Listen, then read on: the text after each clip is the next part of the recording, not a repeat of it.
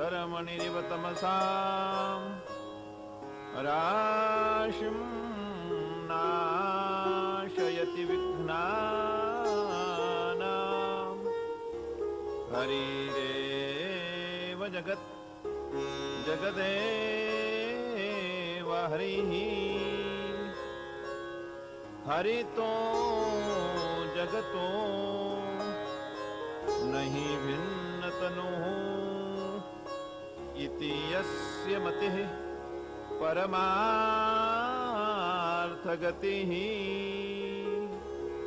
स नरो भवसागरनुद्धरति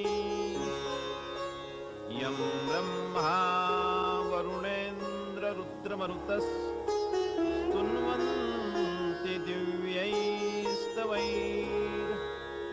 वेदैः साङ्गपदक्रमोपनिषदैर् गायन्ति यं सामगाः।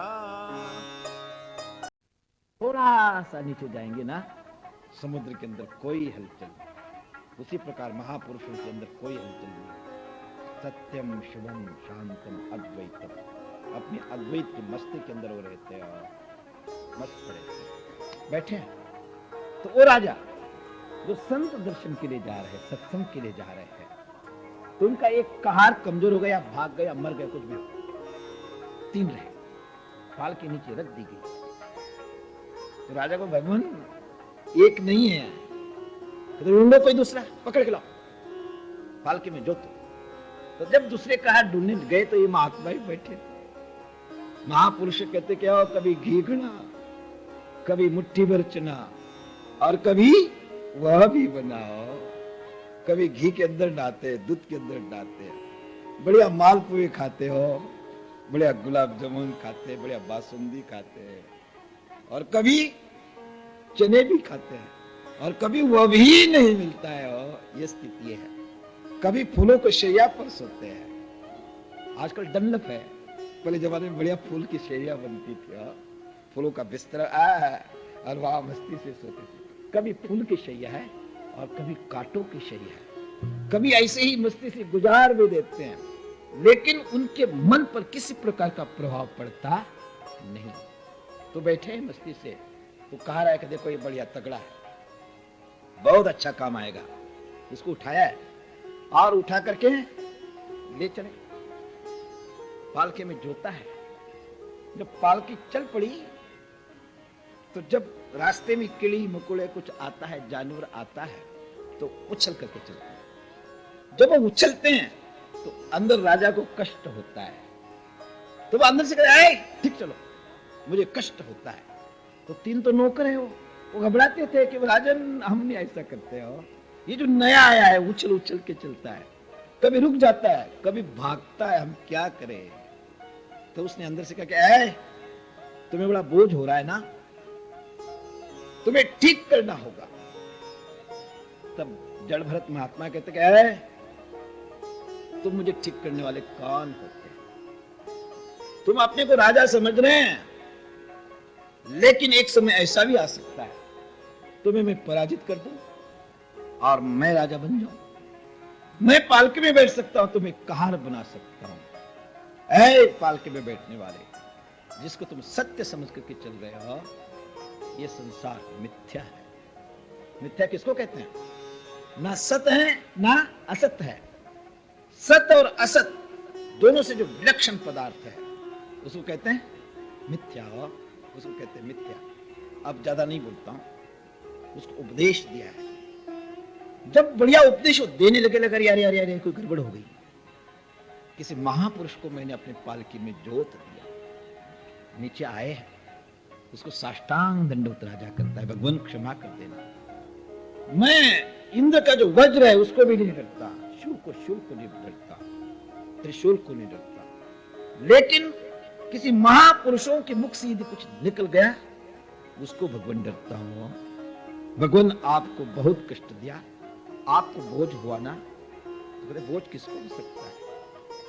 ये भी मिट्टी का शरीर, पंच महाभूतों का शरीर, आपका भी मिट्टी का शरीर, आपका पंच महाभूतों का शरीर, एक मिट्टी दूसरी मिट्टी को ढोने से उसका कुछ भी होता नहीं। बहुत बड़ा सुंदर उपदेश दिया, मूल में आप उसको देख लेना। उपदेश देने के बाद वो कृत्य कृत्य हुआ और वहां से चल पड़ा। हो महापुरुषों के चरणों में जाने के बाद निश्चित शांति मिलती है, आराम मिलता है। इसलिए हमेशा सत्संग करा करो। सत्संग के द्वारा खराब प्रारब्ध भी ठीक हो जाता है। याद रखना, सत्संग के द्वारा जो अपना खराब मलिन प्रारब्ध है वह भी ठीक हो जाता है। एक कहानी है, एक बहुत विद्वान पंडित थे, राजगुरु थे। उनको लड़का हुआ, उनका जन्म पत्रिका बनाया उसने और जन्म पत्रिका किसी आचार्य के द्वारा पढ़ाई। हमारे लिखा है कि अपना जो होता है उसके जन्म पत्रिका खुद नहीं निकालो, दूसरे के द्वारा करवाओ और उससे भविष्य का ज्ञान करवाओ। तो भविष्य देखा उसने, उसने कहा कि राजन, पंडित जी, आचार्य श्री, लड़का अच्छा पैदा तो हुआ लेकिन ये चोर निकलेगा। बड़ा कष्ट हुआ कि अरे अरे अरे, मैं राजगुरु हूं, सारे राजा महाराजा आकर के मेरे चरणों में झुकते हैं और मेरा लड़का चोरी करेगा, क्या ये जिंदगी है, दुखी है। तो एक महात्मा वहां से गुजर रहे। जब महात्मा को देखा, पंडित जी दौड़ते दौड़ते आए, नमस्कार किया और महात्मा को तो भगवान एक कृपा कर जाए मेरे ऊपर, आप मेरे घर में आज भिक्षा लेना, भोजन लेना, ताकि मैं पवित्र हो सकूं। आपकी थोड़ी सी भी सेवा करूंगा तो मैं अपने को कृतकृत्य मानूंगा। महात्मा मस्ती में थे, चलो कोई बात नहीं। पंडित जी के घर में गए, बढ़िया भोजन बनाया, उनके सामने रखा है और वो खुद सेवा करते हैं। महापुरुष घर में आए तो नौकरों के द्वारा नहीं करो, नौकर होने चाहिए, बहुत अच्छा है। मैं भगवान से प्रार्थना करता हूं आपके पास नौकर चाकर जाओ जलाल, खूब धन दौलत हो, लेकिन ये महापुरुष आता है खुद उसकी सेवा करना। आगे भगवान कृष्ण जो जगत गुरु है, भगवान है, हमारे है, लेकिन ब्राह्मण घर में जाने के बाद खुद उसकी सेवा करते, खुद उनको भोजन परोसते हैं, पात में पंखा हिलाते हुए उनको प्यार से खिलाते हो, ये बड़प्पन है। आज महापुरुष जाने के बाद नौकरों को लोग ऑर्डर देते थे, नौकरों को खिलाते हैं और कहते अच्छा महाराज आप चलो। नहीं नहीं नहीं नहीं, ये धन की शोभा नहीं, ये कुल की शोभा नहीं। जाने के बाद उसका जो व्यवहार है, महात्माओं का प्यार देखने के बाद उसका कुल का पता चलता है। महात्माओं के सामने ऐश्वर्य नहीं दिखाना, उसको उनके सामने ऐश्वर्य कुछ भी होता नहीं हो। विरक्तस्य तृणवत् जगत, वो ऐश्वर्य को समझता क्या है, देखता है तो सारी रिद्धियां सिद्धियां उसके पास भी आ जाती हैं, लेकिन उसको भी ठुकरा देते हो।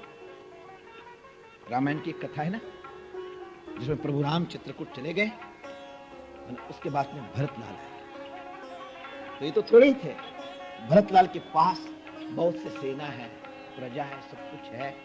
जब भरद्वाज के आश्रम में आए, आने के बाद भारद्वाज ऋषि ने कहा कि भरत, आज आप भी मेरे यहाँ आना, आपकी सेना को बुलाना, आपकी जो प्रजा है उसको बुलाना, सारे के सारे यहाँ भंडारे में भोजन करेंगे। तो भरत कहता है कि आप कैसा करोगे, ऋषि है, मेरा एक तो कोई है ही नहीं, 10 नहीं, 15 नहीं, 20 नहीं, ये हजारों है, इनकी छोटी सी कुटिया, कैसे भोजन कराएंगे, ना भी नहीं कह सकते, हाँ भी नहीं कह सकते। हाँ कह दिया। प्रातः काल उन्होंने मंत्री को भेजा, देखो तो सही सेना भूखी तो नहीं रहेगी।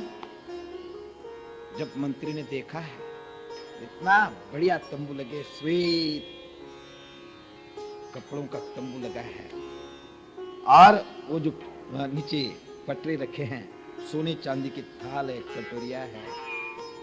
मंत्री कहता है कि राजा के घर के अंदर भी मैंने ऐसा देखा नहीं। जब सारे के सारे आए, वहां बैठे, पुरुषोत्त का पाठ हुआ, गीता के 15 अध्याय का पाठ हुआ। अब जिसके मन के अंदर जो खाने की इच्छा थी वही चीज आने लग गई।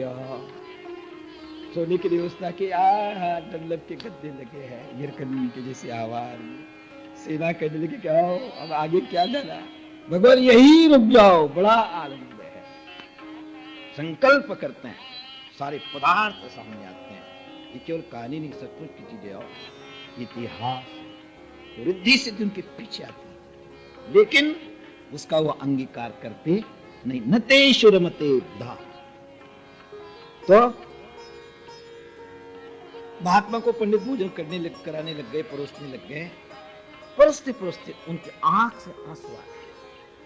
महात्मा ने कहा कि पंडित जी, आप विद्वान हैं, राजगुरु हैं, और आपको ये क्या हो गया, आंसू कैसा है? कहते नहीं महाराज, बाहर की तरफ देखा, कचरा चला गया, हवा का झोंका है, आंसू नहीं पंडित जी, छिपाना नहीं, अंदर कुछ कष्ट है। महाराज क्या बताऊं, मैं राजगुरु हूं, बड़े बड़े लोग मेरे पास में, लेकिन इस लड़के का भविष्य चोर निकलेगा, क्या मेरी जिंदगानी है? उसने कहा पंडित जी घबराना नहीं, अभी आप जब उसको पढ़ाएंगे तो शुरू से धर्मशास्त्र ही पढ़ाना और कुछ नहीं पढ़ाना।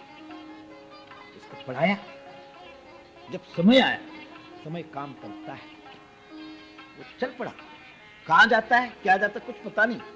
रास्ते में चलते चलते 4-5 डाकू कोई स्कीम बना रहे थे, तो कोई आ गया, कहते घबराना नहीं, मैं भी आया हूं, मैं भी आपके साथ ही चलूंगा। स्कीम बनाई और राजमहल के अंदर ही रात को चोरी करने के लिए चल पड़े। जो दूसरे जो यथार्थ चोर थे, उन्होंने सामान उठाया, भागे, और ये बच्चा जो राजगुरु का था वही रहा। सब जब भाग गए, तब सिपाही को पता चला, अरे चोरी हो गई, भागो दौड़ो, सायरन बजने लग गए, चारों तरफ से सेना खड़ी हो गई। तो ये लड़का ही पकड़ में आ गया। सुबह राजा महाराज के सामने उसको पेश किया गया।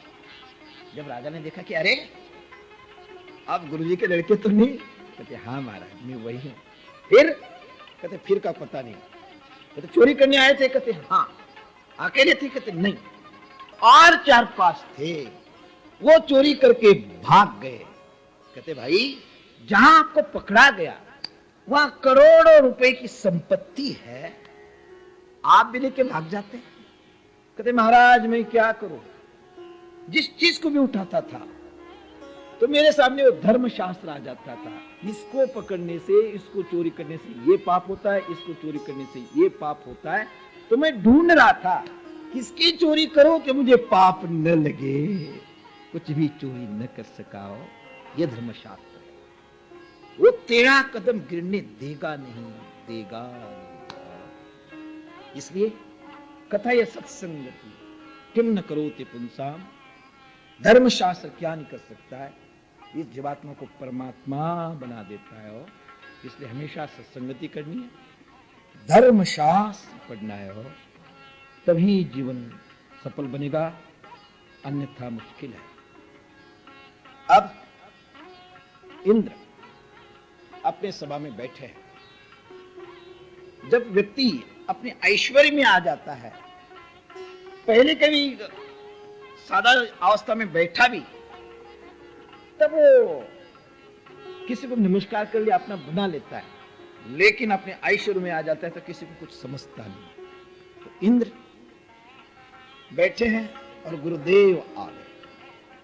गुरु ही है, और आने के बाद अपने ऐश्वर्य के मस्ती में उनकी तरफ उन्होंने देखा नहीं, अपमान किया। गुरुदेव वहां से निकल पड़े। निकलने के बाद शुक्राचार्य ने देखा कि आओ, दुनिया के अंदर कोई किसी को संभालता है, गुरु ही संभालता है, गुरु के बगैर कोई उद्धार करता नहीं, और गुरुदेव ही चल पड़े। और तो उसने चढ़ाई कर दी। चढ़ाई करने के बाद वो इधर उधर ढूंढते हैं गुरुदेव को, गुरुदेव नहीं मिले। आखिर ब्रह्मा के पास में, ब्रह्मा ने कहा कि भाई मैं नहीं संभाल सकता हूं। गुरु उठ गए, उसको संसार में कहीं भी ठहर नहीं है। आप एक काम करो, शक्ति प्राप्त करने के लिए विश्वरूप को अपना पुरोहित बनाओ। वो उनके पास में गए। महापुरुष यदि कोई शरण आ जाता है उसको क्षमा कर देता है। पुरोहित बने, यज्ञ शुरू किया, लेकिन वो मां के तरफ से दूसरे थे, पिता की तरफ से दूसरे थे, दोनों को आहुति देने लग गए। इंद्र को गुस्सा आया, उन्होंने उनको ठीक कर दिया। ब्रह्म हत्या लगी, फिर ठीक हुए। बाद में त्वष्टा को पता चला, त्वष्टा ने तपस्या करके एक पुत्र पैदा किया। इतना महान पुत्र हुआ। उसने भी चढ़ाई की, इंद्र कमजोर हो गया। ब्रह्मा जी के पास में गए, भगवान अब कैसा होगा? उन्होंने कहा कि वो तपस्वी है, वृत्रासुर। तपस्वी को कोई मार सकता नहीं, तप को काटना हो तो तपस्या ही चाहिए, तो उसका संहार करना हो।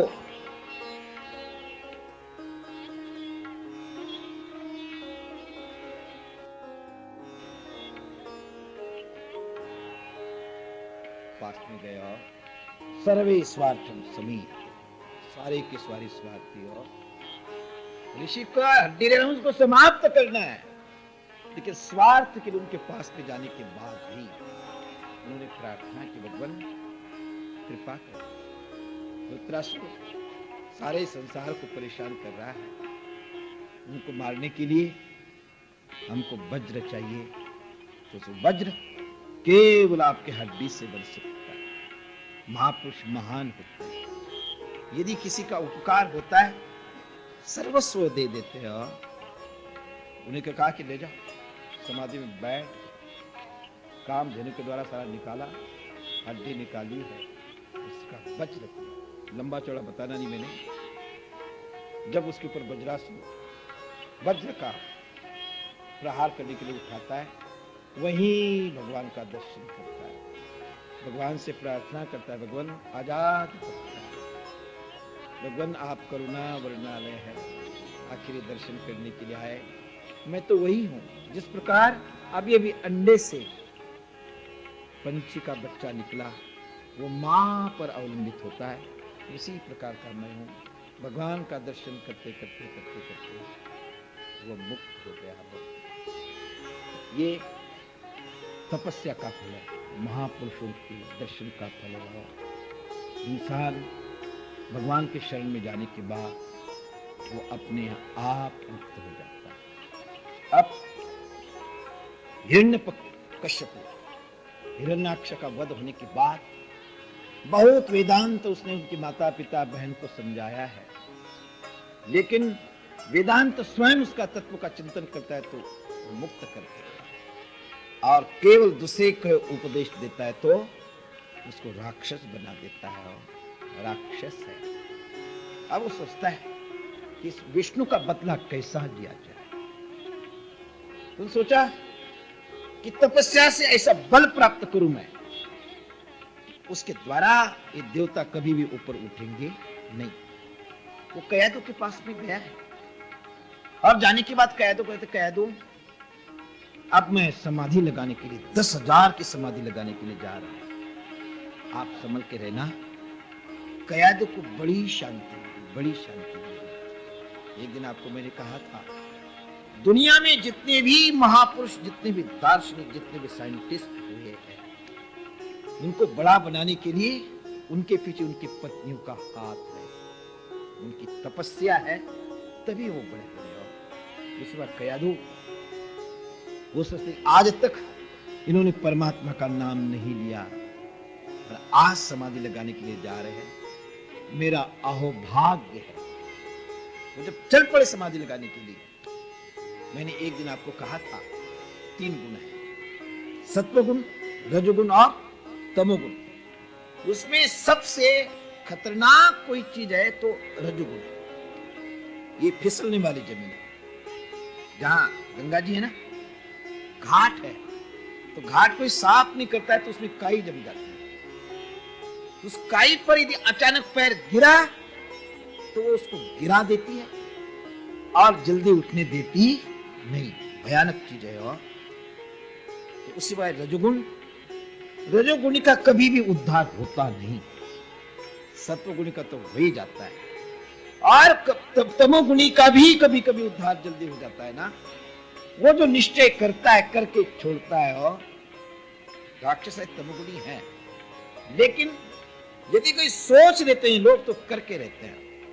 जब समाधि लगाने के लिए चल पड़े हैं तो देवताओं ने सोचा कि अब क्या होगा, ये समाधि लगाएगा, तपस्वी हो जाएगा, फिर वो किसी के बस के रहेंगे नहीं। आखिरी बृहस्पति के पास में, गुरुदेव के पास में, भगवान कैसा होगा, इसको आप ठीक करो। बृहस्पति कहीं बैठे हैं, अब वो संकल्प करने वाले हैं 10,000 समाधि की, 10,000 साल की समाधि की। तो उतने में दूर से आवाज देते हैं, ओम नमो नारायणाय, ओम नमो नारायणाय, श्रीमन नारायणाय नारायणाय। जब ये शब्द उनके कान में गए, कहते ओ गड़बड़ हो गई।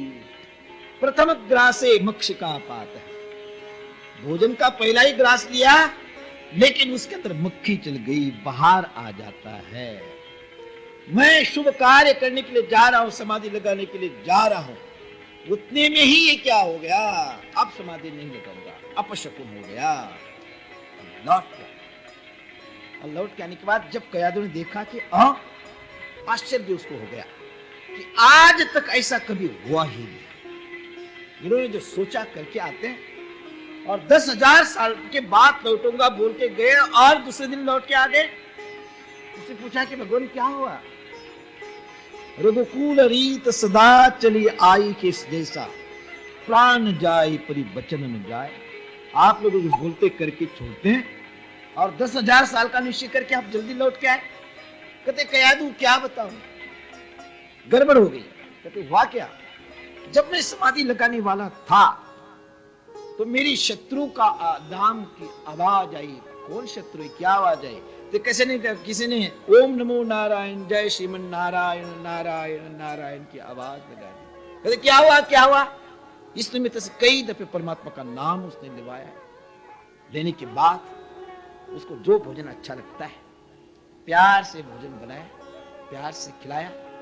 रात को जब वो सेवा करने के लिए गई हैं, तो सेवा करते करते कहते भगवान आप आए थे ना, मैं उस समय घबरा गई, और उस घबराहट के अंदर आप क्या बोले मुझे पता ही नहीं चला, क्या हुआ बताओ तो सही। तो उस पूछने के बाद भगवान का नाम लेते लेते लेते उसके पेट में प्रहलाद का गर्भाधान हो गया। परमात्मा का नाम लेते लेते दूसरे दिन वो गया है, समाधि लगाई। इधर देवताओं ने सारे राक्षसों को मारा है, कोई भाग गया, कोई कुछ हुआ, कोई कुछ हुआ। बाद में इंद्र की दृष्टि कयादू के ऊपर गई है, तो सोचता है कि इसके पेट में राक्षस का अंकुर है, यदि वो बाहर आ गया तो फिर वही का वही हो जाएगा। इसलिए इंद्र ने उस कयादू को उठाया है। साथ में जब ले चला है तब वो चिल्लाती है कि बचाओ बचाओ बचाओ, ये इंद्र मुझे लेके जा रहा है। तब गुरुदेव आ गए। नारद आने के बाद नारद ने इंद्र को रोका। महापुरुष के सामने शत्रु भी झुकता है, मित्र भी झुकता है, राक्षस भी झुकता है, देवता भी झुकते हैं। और तो इंद्र ने कहा कि नारद क्या बात है। कहते क्या ले जा रहे, कहते कयादू को ले जा रहा हूं। कहते बात क्या है, कहते ऐसी ऐसी बात है। कहते नहीं नहीं नहीं मानो, इसके अंदर महान भागवत है, महान भगवत भक्त बैठा है, तो संपूर्ण संसार का कायाकल्प कर देगा। इंद्र ने विश्वास किया। नारद ने कहा कि देखो इसको मेरे आश्रम में रखता हूं, और जब ये पैदा होगा, पैदा होने के बाद उसके लक्षण देख लेगा। ज्योतिषम नेत्र उच्च, ज्योतिष में यदि राक्षस के लक्षण है तो उसको मार डालना, और सचमुच महात्मा है तो उसको छोड़ देना। उसने कयादू उनको दे दिया, अपने आश्रम में रखा है। और अब शुरू से उनको भगवत चिंतन, भगवत कथा कयादू को सुनाते गए सुनाते गए सुनाते गए। प्रभाव क्या हुआ है, राक्षस का ही बीज, लेकिन सत्संगति ऐसी है, महापुरुषों का संग ऐसा है, और राक्षस भी बदल जाता है, राक्षस भी परमात्मा का रूप बन जाता है, संत हो जाता है। और इसमें कोई संदेह नहीं। तो वह अंदर संत बैठा, और बैठने के बाद जब तक उसके पतिदेव आए नहीं तब तक उसकी सुरक्षा की। और जब वो आया है, उसका जन्म हुआ, बहुत खुशी हुई, उसके सारे संस्कार करवाए और कराने के बाद था तो राक्षस, लेकिन महानता भी उसके अंदर थी। अपने बच्चे के पढ़ाने के टाइम हुआ तो उसने उसको गुरुकुल में भेजा है। और राजा था, अपने पास उनको बुला सकता था, अध्यापकों को पढ़ा सकता था, लेकिन नहीं, प्रजा एक है, प्रजा के अंदर भेदभाव नहीं होना चाहिए। यहाँ गरीब का भी लड़का पढ़ सकता है, धनी का भी लड़का पढ़ सकता है, राजा का भी पढ़ सकता है, रंक का भी पढ़ सकता है। तो उसने गुरुजी के पास, चंडा मर्क के पास भेजा, उसको पढ़ाना शुरू किया है। एक दिन वह घर आया, उसने केवल पढ़ाने के लिए भेजा नहीं, ध्यान भी देता है। आज हम लोग बच्चों को भेज तो देते हैं बोर्डिंग के अंदर पढ़ाने के लिए, लेकिन माता पिता के पास इतना भी समय नहीं कि बच्चा क्या पढ़ रहा है, क्या खा रहा है, क्या पी रहा है, कैसा रह रहा है, उनके पास समय नहीं हो। भाग रहे, दौड़ रहे, कैसा वो महान बनेगा, कैसा सनातनी बनेगा, कैसा महापुरुष की सेवा करने वाला होगा, कैसा देशभक्त बनेगा।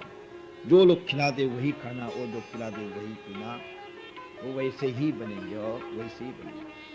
शिक्षा क्या दे रहे हैं वो अभी पता नहीं। आज सारे के सारे कॉन्वेंट के अंदर से ही भेज रहे सब, लेकिन धीरे धीरे धीरे धीरे उन ऊपर से हमारे बच्चे हिंदू है दिखने में, अंदर से पूरे के पूरे वो ईसाई बनते जा रहे हैं। और याद रखना, उन लोगों ने तो प्रतिज्ञा की है, मुसलमानों भी और ईसाइयों ने भी, कि 2000 सन तक पूरे भारतवर्ष को शिक्षा के द्वारा, सेवा के द्वारा हम ईसाई बना देंगे। हम सो रहे। विवेकानंद के वाक्य पर याद रखना, हिंदू यदि 150 साल के अंदर जगेगा तो उसको जिंदा रहना है, नहीं तो समाप्त हो जाएगा। आज की घर घर की स्थिति देखने के बाद कोई भी अपने संस्कारों को नहीं देख रहा है, जब को तब को नहीं देख रहा है, शिक्षा को नहीं देख रहा है, और धड़ाधड़ ईसाइयों के स्कूल में जा रहे हैं और अपने हाथ से डोनेशन देकर के उसको ईसाई बनाते जा रहे हैं। आगे चलकर ऋषि मुनि हमें माफ नहीं करेंगे, माफ नहीं करेंगे। ये जो सदग्रंथ हमारे सामने आए हैं, बहुत बड़ी उनकी तपस्या है। हमारे बच्चे पढ़े, जीवन सुधारे, उनकी तपस्या के सामने हमको नतमस्तक होना पड़ता है। जब ग्रंथ उन्होंने प्रणय किए, लिखे हैं, खाना पीना, उठना बैठना, दुनियादारी सारी भूल गया।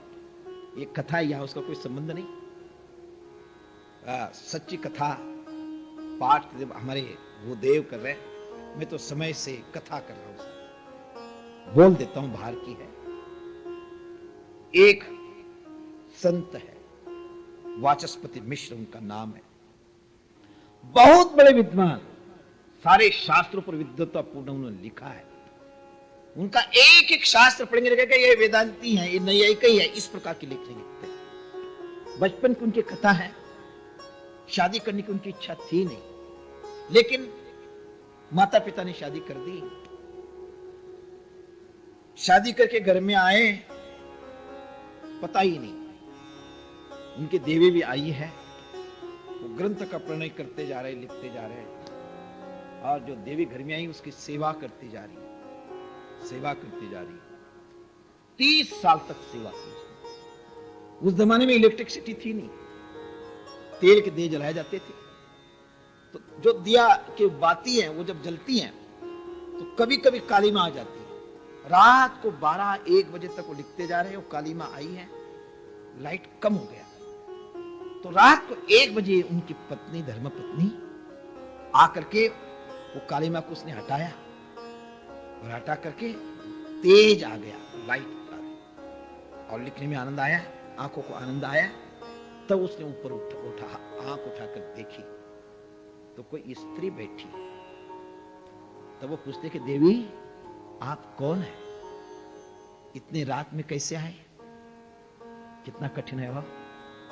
शादी हो गई, 30 साल से वह अंग संग रह रही, खिला रही पिला रही, सारी सेवा कर रही है, लेकिन ये पत्नी है पता ही नहीं। हमको विश्वास नहीं होगा। और वो प्याले भी अलग होते हैं और पीने वाले भी अलग होते हैं, और बड़ा कठिन। तब वो कहता है कि भगवान आप लिखते जाओ, तपस्या करो। आप इस चीज से करना क्या है? कहते नहीं, अब लेखनी चलती ही नहीं। बताओ। तो कहते भगवान आज से 30 साल पहले इस शरीर के साथ आपका विवाह हुआ है, शादी हुई, मैं आपके चरणों के दासी हूं। कहते आहा, मैंने बड़ा अत्याचार तेरे ऊपर किया, बोल अब तुम्हें क्या चाहिए? भगवान कुछ भी नहीं चाहिए। आप इतने सदग्रंथ की सेवा कर रहे, इतनी तपस्या कर रहे हैं, तो आपका जो पुण्य आधा मुझे मिल ही जाएगा, आप लिखते जाओ। कहते अब नहीं होगा। तब उसने कहा कि भगवान गृहस्थाश्रम है, यदि एक पुत्र हो जाए तो कितना अच्छा। तो कहते पुत्र हो गया तो क्या होगा? कहते वो तार देगा। कहते देवी, इसमें कोई गारंटी है कि पुत्र होने का तो धार्मिक ही निकलेगा? यदि अधार्मिक निकला तो तारने की अपेक्षा वो नरक में छोड़ देगा। इस पर भरोसा रखना नहीं, नाम के लिए तो आप चाहते हैं ना। तो ये जो ग्रंथ पर मैं टीका लिख रहा हूं, इसका आपका नाम लिख देता, उनका नाम लिख दिया, भामती नाम लिखा। आज तक लोग उसको पढ़ते पढ़ते अघाते नहीं, आज भी वो जिंदा है। तात्पर्य इतना लंबा चौड़ा बताने के लिए, इसी प्रकार जो जो भी सदग्रस्त हमारे सामने आया है, इतने तपस्या के द्वारा आ रहा है, लेकिन हमारी जो पीढ़ी निकल रही है वो चर्च में जाती है और इस प्रकार का प्रार्थना कर करके वो खुशी होकर के बाहर में आती है।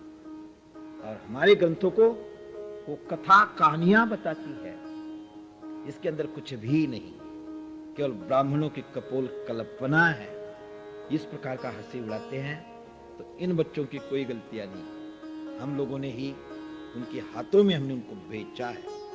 अपनी संस्कृति को नष्ट भ्रष्ट हम करते जा रहे हो। सारा हिंदू समाज समाप्त होता जा रहा है। आज भारतवर्ष के अंदर आप यदि देखेंगे तो जिसको ब्राह्मण ग्रंथ कहते हैं, धर्म कहते हैं, वैदिक धर्म कहते हैं, सनातन धर्म कहते हैं, केवल 10% है। और बाकी वो 10% के अंदर की भी एकता नहीं। ये संस्कृति यदि चले गई, ऋषि हमें सब कभी भी माफ नहीं करेंगे। ओम शांति शांति शांति। ओम। यदि ठीक नहीं तो उनके गुरुजन को बुलाते हैं, उनको बताते हैं कि आपके यहाँ इसको भर्ती किया है, मेरा बेटा ही ऐसा है तो दूसरों का क्या होगा। वो आया है घर में, प्यार दिया उसको, और बाद में पूछा कि बेटे कैसे हो? पिताजी ठीक है। क्या पढ़ते हो? तो फिर वो उत्तर देता है कि पिताश्री क्या पढ़ना। ज्ञान 2 प्रकार का है, एक मोक्षदायिनी है और दूसरा दुनिया को देने वाला है, भौतिक ज्ञान है, आध्यात्मिक ज्ञान और भौतिक ज्ञान। पिताजी जो भी भौतिक ज्ञान है, भुक्ते न तु भुक्ते, वो रोटी दे सकता है, बढ़िया गाड़ी दे सकता है, बढ़िया बंगला दे सकता है, लेकिन पिताश्री मुक्ति नहीं देगा, नहीं देगा। और जो आध्यात्मिक ज्ञान है, परमात्मा का ज्ञान है, वही मुक्ति देता है। पिताजी क्या इस खटपट में पड़े हो? नारायण का नाम लो। बहुत गुस्सा है कि मेरी शत्रु का ये नाम ले रहा है। अध्यापक को बुलाया, क्या इसकी तरफ ध्यान दिया नहीं? वो घबरा गए बेचारे, ले गए, वहां पढ़ाने लग गए। बच्चे आते हैं, जब एक साथ बैठ करके जब नारायण का चिंतन उनसे वो करवा रहे हैं, तब बच्चे पूछते हैं कि प्रहलाद, तेरी उम्र हमारी उम्र एक जैसी, आपके गुरुजन हमारे गुरुजन एक है, कोई बाहर का नहीं है, तो ये जो आप हमको बताते हैं कभी हमने सुना ही नहीं, ये आपके अंदर से कहां से आया? तो वो कहता है कि भाइयों, जिस समय मां के पेट में था, हमारी मां के गुरुदेव, मेरे गुरुदेव नारद ने ये सारा का सारा हमें पढ़ाया, माँ को पढ़ाया, तो उसके संस्कार मेरे अंदर गए। जिसमें बच्चा माँ के पेट के अंदर होता है, जिसकी कथा पहले बता चुका हूं मैं, उसके संस्कार जैसे जैसे हम खाएंगे पिएंगे आएंगे जाएंगे, उसी प्रकार का संस्कार हमारे ऊपर पड़ता है। यदि पिक्चर हाउस जाएंगे तो वहां का एक्टर जैसे चोरी करता है, जैसे लड़की को भगाता है, और पेट के अंदर के लड़के पर वो संस्कार पड़ेंगे, वह भी चोरी पकड़ेगा, वह भी लड़कियों को भगाएगा, वह भी अपने माता पिता को फंसाएगा, नीचे गिरेगा। और उस समय जो हम खाते पीते हैं उसका प्रभाव भी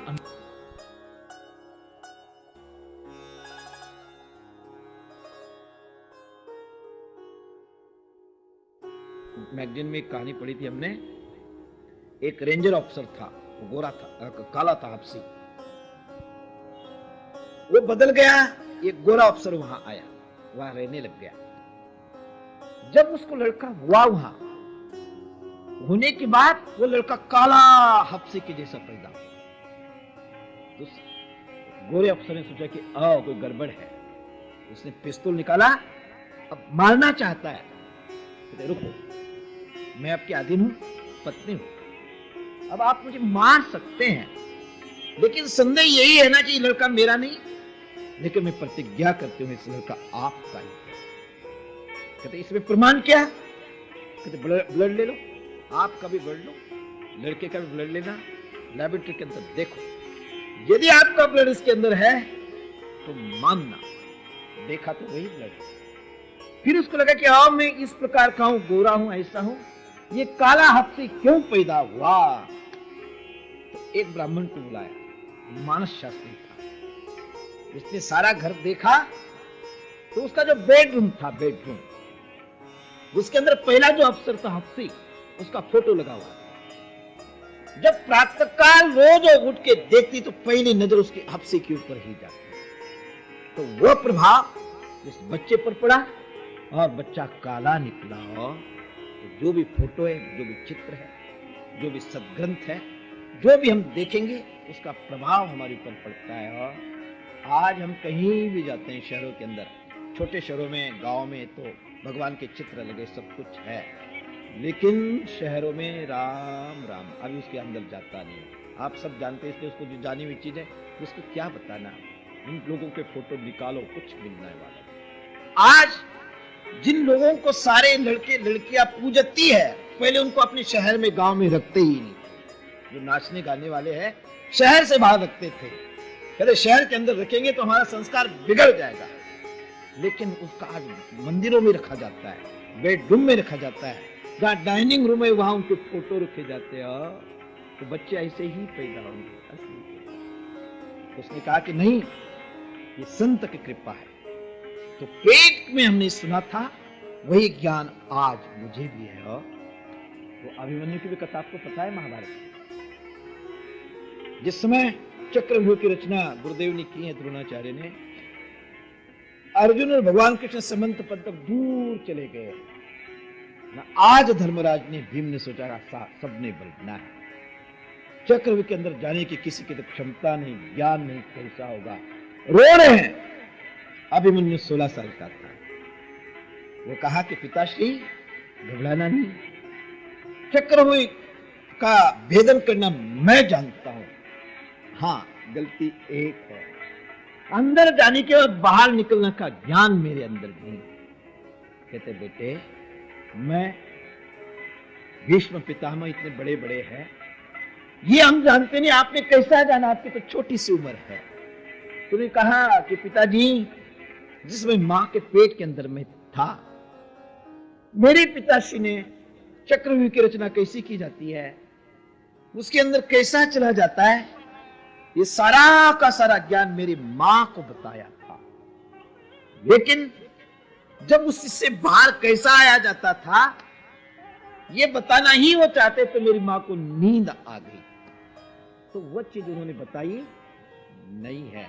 मैं जा सकता हूं, लेकिन बाहर आ सकता नहीं। तो ये ज्ञान उन्होंने जागृत अवस्था में गुरुजनों के चरणों में घुटने टेक कर नहीं पड़ा, मां के पेट के अंदर ही उसके संस्कार आ गए थे।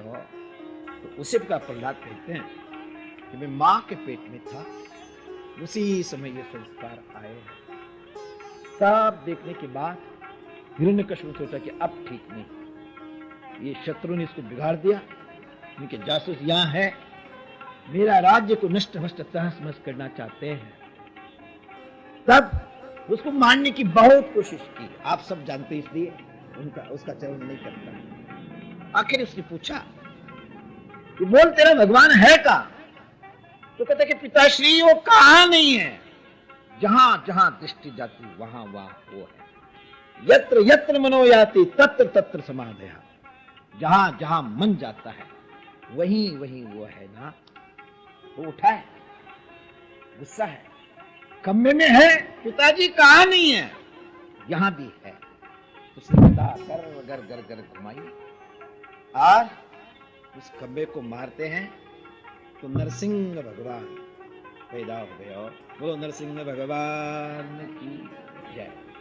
तो अब कुछ लोग शंका करते हैं कि भगवान ऐसा चित्र विचित्र रूप धारण करके कैसे आते, कभी राम बन करके, कभी कृष्ण बन करके आए, लेकिन ये रूप बड़ा विचित्र है।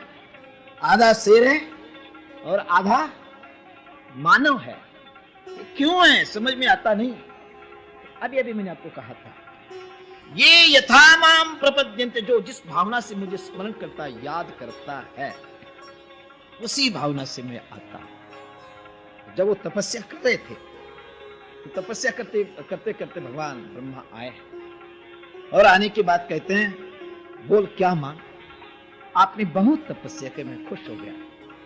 उसने कहा कि भगवान मैं मरना नहीं चाहता, ये चाहता हूं, ये चाहता हूं। उसने कहा कि बेटे क्या बताओ, जो जो जन्मता है उसको मरना पड़ेगा, कोई भी टाल सकता नहीं।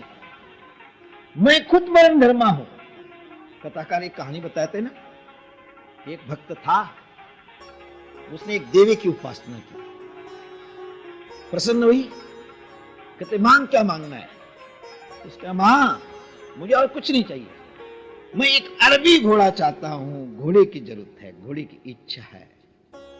तो वो शीतला मां थी, वो कहते कि बेटे मैं खुद गधे पर बैठती हूं तो घोड़ा कहां से दूंगी। उसी प्रकार ब्रह्मा जी कहते हैं मैं खुद मरने वाला हूं, मैं खुद जाने वाला हूं, तो तुम्हें अमर कैसा कर सकता हूं, और कुछ चीज मांग लो। तब वो मांगता है कि मुझे ऊपर नहीं, नीचे नहीं, अंदर नहीं, बाहर में नहीं, दिन में नहीं, रात में नहीं, शस्त्र से नहीं, अस्त्र से। वो मांगते गए मांगते गए मांगते गए, तो ब्रह्मा जी कहते कि है गवर्नमेंट कितना भी कानून निकालते रहे, लेकिन जब तक हमारे वकील एडवोकेट जिंदाबाद है, सेठ का कुछ भी बिगड़ता रास्तों निकाल से निकल जाएगा रास्ता। जब तक मेरा परमात्मा बैठा है तब तक तुम मांगते जाओ, हमारा कुछ बिगड़ेगा नहीं। तो उसने मांगा है कि मुझे इंसान से नहीं मृत्यु नहीं चाहिए, जानवर से नहीं चाहिए। तो भगवान ने रास्ता निकाला, क्या? आधा इंसान और आधा जानवर। कानून निकल गया। बाद में उसने कहा कि मुझे अंदर भी से भी मृत्यु नहीं चाहिए, बाहर से भी नहीं चाहिए, ऊपर से भी नहीं, नीचे से भी नहीं। तो भगवान ने दरवाजा ले लिया, दरवाजा अंदर भी नहीं और बाहर भी नहीं, ऊपर भी नहीं, नीचे भी नहीं, इधर भी नहीं, उधर भी नहीं, उसकी गोद भी नहीं, ना ऊपर है ना नीचे है। बाद में उसने कहा था कि शस्त्र से भी नहीं, अस्त्र से भी नहीं, जड़ से भी नहीं, चेतन से भी नहीं। वकील बैठा है, उसने रास्ता निकाला। शूर्पणखा आजकल बहुत है अपने देश के अंदर, बड़े बड़े नाखून बढ़ाते ना, तो भगवान ने भी नाखून बढ़ा दिया हो। तो नाखून क्या है? वो जड़ भी नहीं, चेतन भी नहीं, शस्त्र भी नहीं, अस्त्र भी नहीं। कहते आज ऐसा कैसा होगा? यदि उसको जड़ कहते हैं नाखूनों को, तो बढ़ना नहीं चाहिए। बढ़ेगा कौन? जिसके अंदर चेतन शक्ति होगी वही तो बढ़ेगा। उसको कितना भी काटते जाओ वो बढ़ता ही जाएगा, बढ़ता ही जाएगा। तो चेतन है।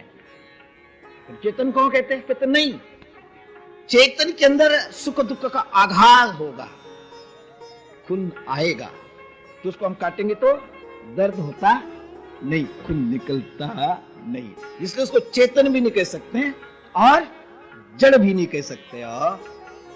तो भगवान ने उसी नाखून से उसका उद्धार किया। उसकी आंतड़ियों को देखने लग गए। किसी महात्मा ने कहा आंसू थे क्यों, भगवान ऐसे क्यों कर रहे हैं, मार डाला उसको, छोड़ देना चाहिए। कहते नहीं, वो देख रहे। कहते क्यों देख रहे? आहा, मेरा परम भागवत जिस प्रकार प्रहलाद को इसने जन्म दिया, ऐसा कोई प्रहलाद के जैसा बीज तो नहीं, कौन परम वैष्णव तो नहीं, यदि है तो फिर उसको जिंदा कर दूंगा। ये देख रहे हैं।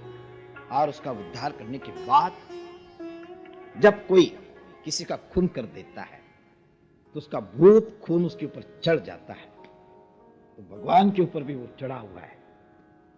गुर गुर गुर करने लग गया, सारे लोग घबराने लग गए। अब देवताओं ने सोचा क्या होगा, भगवान को शांत कौन करे। तो सोचते सोचते सोचते कि इन्होंने कहा कि देखो, इंसान बाहर कैसा भी हो, लेकिन घर में आने के बाद जिसको कुत्ता अपनी पूंछ नीचे डाल लेता है और बैठ जाता है, लोमड़ी हो जाता है। बाहर शेर है लेकिन घर के अंदर बेचारा चुपके से बैठ जाता है। पत्नी के सामने अपने आप शांत हो जाता है। वो तो लक्ष्मी है, उनको बुलाओ, वो अपने आप शांत कर देगी। कहते ठीक है। सारे देवता भगवती लक्ष्मी के पास में गए, सुंदर प्रार्थना की। श्री सूक्त के द्वारा प्रार्थना करेगा, लक्ष्मी खुश हुई। कहते मां, ऐसी ऐसी स्थिति है, भगवान को आप शांति दो। लक्ष्मी खुश हो गई, आखिर देवता मेरे पास तो आए। जब वो आई है भगवान के पास में, कहते मेरे जाते ही भगवान शांत हो जाएंगे। जब उसने देखा, वो गुर गुर गुर करने लग गए। लक्ष्मी ने देखा और वो भागी। लक्ष्मी कहते कि है, मैं कहां रहती हूं, यद्यपि ये मेरे पति देव है, लेकिन जहां क्रोध है, याद रखना, जहां क्रोध है, जहां गुस्सा है, जहां अशांति है, जहां अपवित्रता है, जहां गंदगी है, पति भी हो तो मैं छोड़ के चल जाती हूं, रहती नहीं। इसलिए यदि आपको लक्ष्मी चाहिए, धन दौलत चाहिए, तो घर के अंदर गुस्सा नहीं होना चाहिए।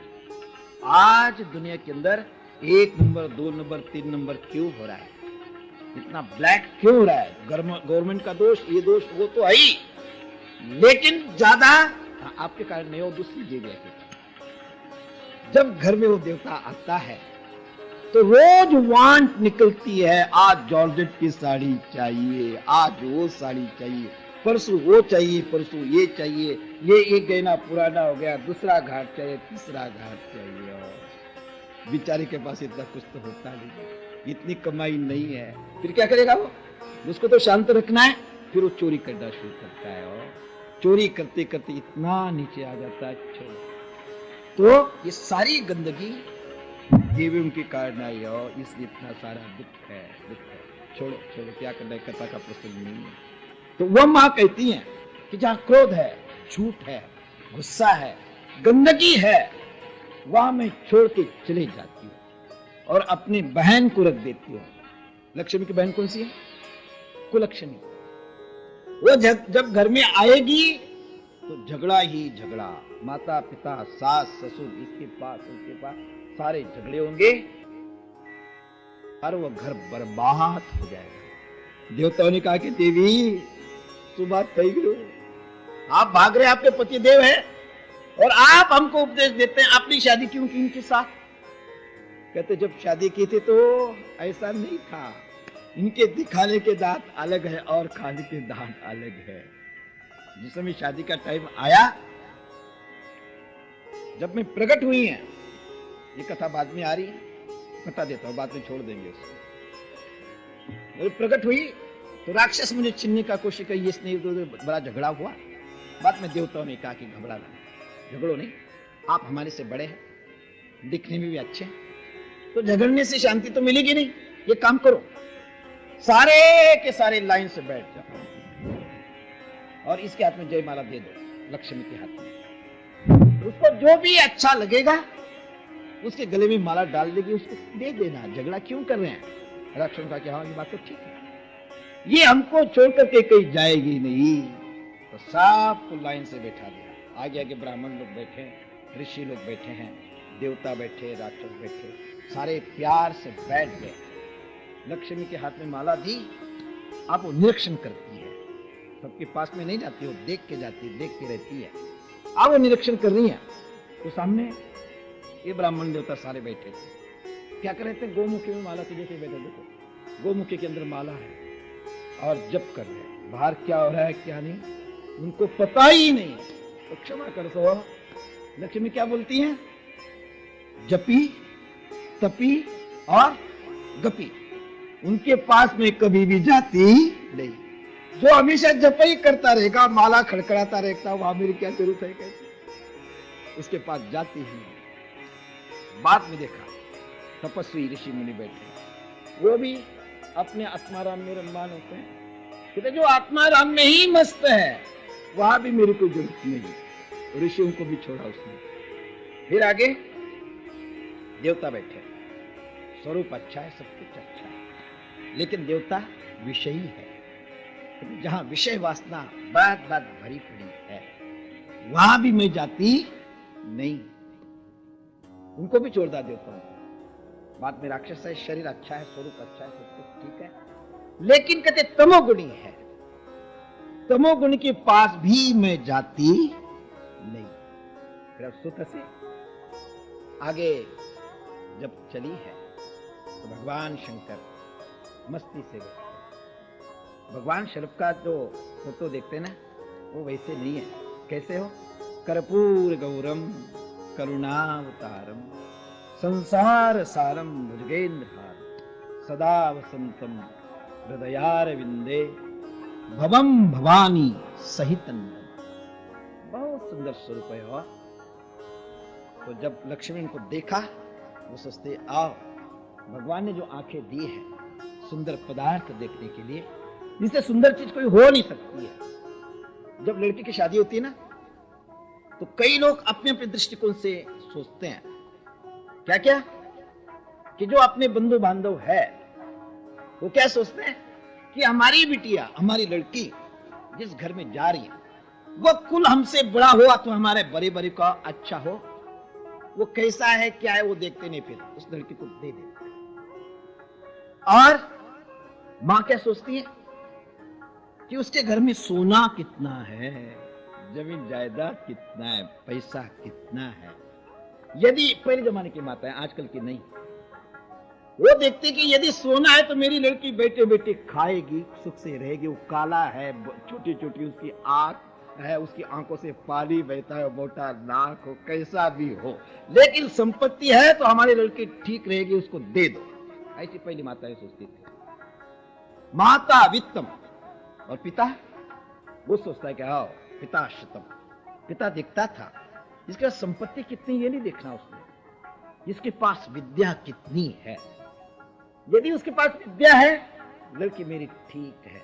स्वदेशे पूज्यते राजा विद्वान सर्वत्र पूज्यते। ये राजा अपने घर में पूजा जाएगा, अपने देश में पूजा जाएगा, समाज में पूजा जाएगा, लेकिन विदेश में गए तो ये करेंसी काम में आती है क्या? नहीं। जब इमिग्रेशन में हम जाते हैं ना, तो जाने के बाद तो पूछते कि तुम्हारा पास डॉलर कितना छे, डॉलर पूछते हैं। यदि डॉलर नहीं है तो अंदर जाने देते नहीं, दूसरे प्लेन से वापस लौटा देते हो। अपनी करेंसी वहां काम देती नहीं।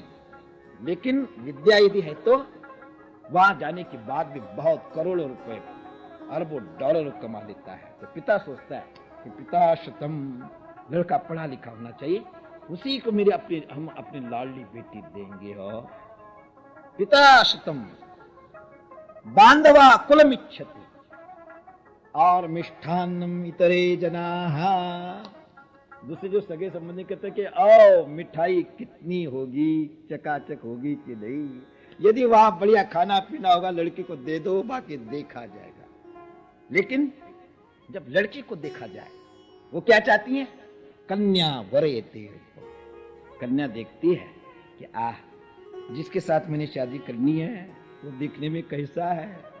यदि मैं क्लब में जाऊंगी और वो मोटा पेट वाला होगा, काला कलूटा होगा, तो लोग क्या कहेंगे? नहीं नहीं, मैं शादी करूंगी नहीं।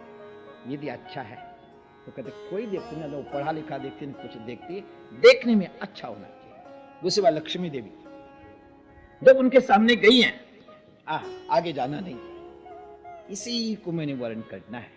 तो जयमाला वो उठाती हैं और भगवान के गले में जब डालना चाहती है तो भाई ऊपर ऊपर से तो खूब बनी है, ऊपर से तो अच्छे लगते हैं, लेकिन बात में तो देखा जाए कैसे। जब वो देखने नीचे देखती हैं तो वो हाथी का चमड़ा पहना हुआ था और ऊपर से सर्प उसमें लपेट हुआ था। जब सर्प ने लक्ष्मी को देखा वो भागा वहां से, वो चमड़ा अटका था, निकल गया और बाबा नंगा धड़क बैठा है। कहते अरे अरे अरे, ये स्वयं कुछ पहनता नहीं तो माने साड़ी क्या लाभ से। कहते खुद पहनता नहीं, खुद नंगा है तो साड़ी कहां से लाएगा। और उसने देखता है तो चिता भस्म, वो मुर्दे की राख लगाई है, मुर्दे की मुंड माला उसके अंदर है। कहते अरे अरे अरे, खुद राख पोतता है तो वो उस पाउडर क्या तेला उसे, क्रीम कहा तेला उसे, क्रीम लाएगा नहीं, पाउडर लाएगा नहीं, लिपस्टिक लाएगा नहीं, बेकार है भाई, नहीं नहीं इसके साथ शादी नहीं, छोड़ दिया। भगवान ने कहा कोई बात नहीं। भगवान का स्वरूप क्यों है, वो सोचते कि बढ़िया बन के रखूंगा तो दुनिया छोड़ेगी नहीं, इसलिए उसने ये रूप बना के रखा है। और जब आगे चली है तो बाबा मस्ती से क्षीर सागर में लेटे हैं, ऊपर से पीतांबर है। लोगों ने कहा कहते कोई पता नहीं, मुझे रहने दो, ये मेरी है, मुझे अंदर से जानता हूं कि जाने वाली नहीं है। लेटे हैं और जब भगवती वहां गई है, कौन है परिचय हुआ है, पीतांबर हटाया, जब देखा कि बस अब कहीं जाना है, देखा ठोक बजा, सारी दुनिया को मैंने देख लिया, कहीं है कुछ है, कहीं कुछ है, सर्वांग संपूर्ण कोई भी नहीं। भगवान से प्रार्थना करती है, भगवान अपना सारी दुनिया छोड़ के आई, अब मुझे ठुकराना नहीं। तो भगवान कहते हैं कि देवी मेरा सारा अंग भक्तों ने खरीद लिया है, पैर बचे हैं खाली, यदि उसको लेना हो तो लो, वो भी कोई लेके जाएगा। तो लक्ष्मी कहते क्या है ये मेरा भाग्य, कम से कम चरणों की दासी तो बनाई। वहां उनकी शादी हुई तो देवताओं को कहते कि है देवताओं, जिस समय उनको मैं वरण किया था, उनके साथ शादी की थी, ये रूप नहीं था, ये यदि होता तो मैं कभी भी उनके पास नहीं जाता। तो यदि लक्ष्मी भगवती को चाहते हैं तो ये सारी चीजों को अपनाओ, भगवान का भजन करो, लक्ष्मी कृपा करेगी। वो भाग गई। भागने के बाद फिर देवता सोचा क्या होगा, तो आखिर एक महात्मा को उन्होंने पूछा कि भगवान बताओ, भगवान अपने स्वरूप में कैसे आएंगे। उसने कहा कि इधर उधर जाते क्यों है, इन्होंने ये जो अवतार लिया है नरसिंह का, ये क्यों लिया, क्या कारण है। तो भक्त पर संकट आया, प्रहलाद पर। कहते फिर भागते क्यों हैं, शेरनी कितनी भी खतरनाक हो, कितनी भी गुर गुर गुर करती हो, लेकिन उसका बच्चा उसके सामने आ जाता है तो अपने आप वो शांत हो जाती, उसको चाटना शुरू करती है। उसी प्रकार प्रहलाद को ले जाओ। प्रहलाद को ले गए, प्रहलाद ने हाथ जोड़ा, बहुत बड़ी स्तुति की, तो भगवान शांत होने के बाद कहा कि प्रहलाद क्षमा करना, जगदाधार कर्तुम अकर्तुम शक्ति जिसके अंदर है, वह भगवान उसके सामने क्षमा मांगता। प्रहलाद तुम्हें बहुत कष्ट उठाना पड़ा, आग में झोंक दिया, तेल के कढ़ाई में उबाला गया, हाथी के चरणों में रौदने का प्रयत्न किया गया, सब कुछ हुआ, मैं आया नहीं, क्षमा कर देना। प्रहलाद ने बहुत स्तुति करके बात कहा कि भगवान एक ही मैं मांगना चाहता हूं, आपने मांगने के लिए कहा है, तो मेरे जो पिता है वो मेरे पर क्रोध न करे, आपने उनके प्रति जो किया वो भूल जाए और उसको मुक्त कर देना। भगवान ने कहा कि एक दफे मेरे पास में जो आता है वो मुक्त हो जाता है। वो मुक्त हुआ। प्रहलाद को राजगद्दी दी। भगवान अपने स्वरूप में चले गए और उसके बाद में प्रहलाद के कि वंश के अंदर जल्दी भागना है, बलि आ रहे। द्वितीय आदित्य का इतिहास ये सब सुना दिया, तो यहीं छोड़ता हूं। बलि का जब अवतार हुआ, होने के बाद जब वो 6 साल के हुए, माता पिता ने जनेऊ संस्कार किया। हाथ में कमंडलू है, मृगार्जुन पहने और परमात्मा का चिंतन करते करते ये शिक्षा प्राप्त करने के लिए, भगवत चिंतन करने के लिए घर से चल पड़े वामन भगवान। बलि यज्ञ करने के लिए बैठे। अब यज्ञ क्या है, कैसा करना चाहिए, उसका फल क्या है, कल सारा मैंने बता दिया। यज्ञ में ही जीवन होना चाहिए। जीवन के अंदर यज्ञ नहीं तो जीवन परिपूर्ण होता नहीं। गुरुदेव के पास में बैठ करके, यज्ञशाला में बैठ करके यज्ञ कर रहे हैं, तो यज्ञ के कई अंग है, उसमें से एक प्रधान अंग है, कोई भी अतिथि आता है उसका स्वागत करना। अतिथि देवो भव, जिसकी जैसी जैसी योग्यता है उस प्रकार सबका स्वागत करना चाहिए। तो ये भगवान और बट्टू के रूप में, कंधे पर जनेऊ है, हाथ में कमंडलू है, तेज उनके शरीर से निकलता था। जब यज्ञशाला में गए, बलि उठ करके खड़े हो गए, उनका स्वागत किया, बड़े खुश। और खुश होने की बात कहते कि बटुक ब्राह्मण देवता, आप मेरे यज्ञशाला में आए, मैं कृतकृत्य